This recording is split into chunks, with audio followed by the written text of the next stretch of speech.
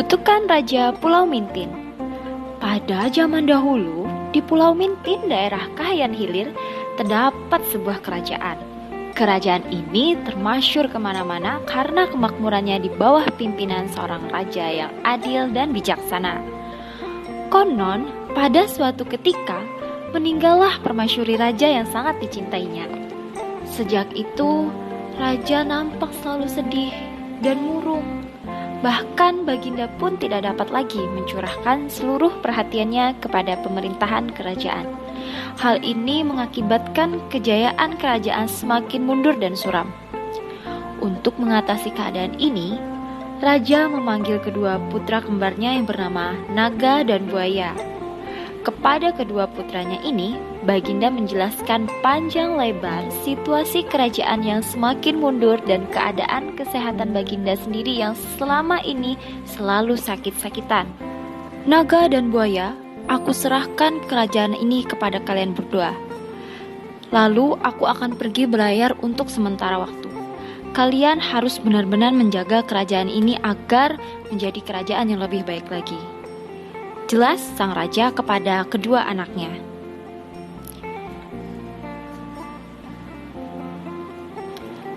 Baik ayah, sahut Naga.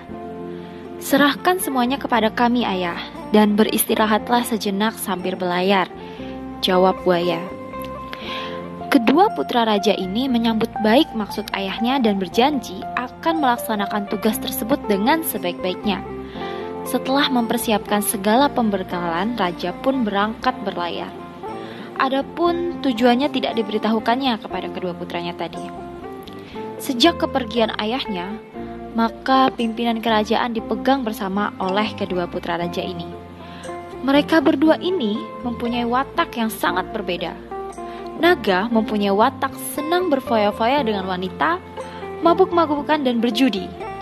Untuk mencapai maksudnya dan memuaskan dirinya, ia tidak segan-segan menjual harta benda milik kerajaan yang ada di istana. Sedangkan saudaranya, Buaya, mempunyai watak pemurah, ramah tamah, tidak boros dan suka menolong.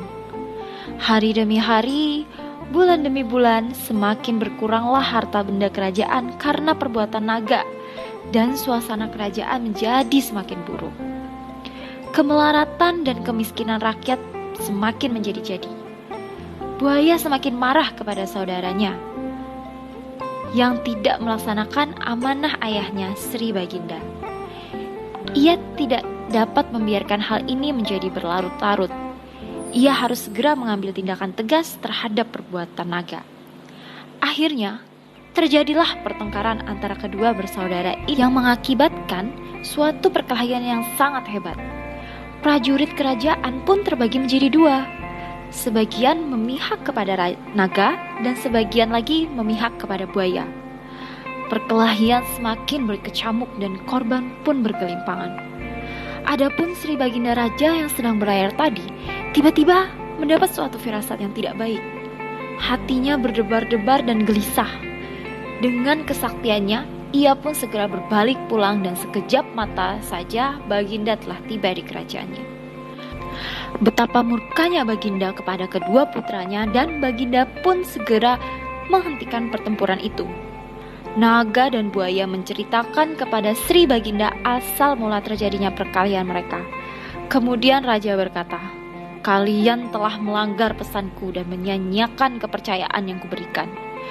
Untuk itu, hukumankulah yang akan kalian terima. Naga, jadilah engkau naga yang sebenarnya dan hidup di dalam air. Buaya, jadilah engkau buaya yang sebenarnya dan hidup pula dalam air. Buaya, karena kesalahanmu tidak begitu berat, maka menetaplah engkau di daerah ini untuk menjaga Pulau Mintin ini. Selain itu, engkau harus membendung masuknya air asin ke daerah ini.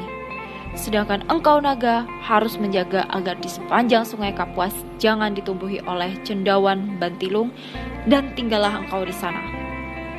Sehabis raja mengucapkan hukuman kepada kedua putranya ini, maka hujan pun turun dengan lebatnya diiringi kilat dan petir. Kedua putra raja ini pun berubah menjadi naga dan buaya yang sebenarnya dan masuklah ke dalam air. Buaya hidup di daerah Pulau Mintin, sedangkan naga pergi ke Sungai Kapuas. Dan menurut masyarakat setempat, Anjir Kalampan adalah bekas naga lewat menuju Kapuas.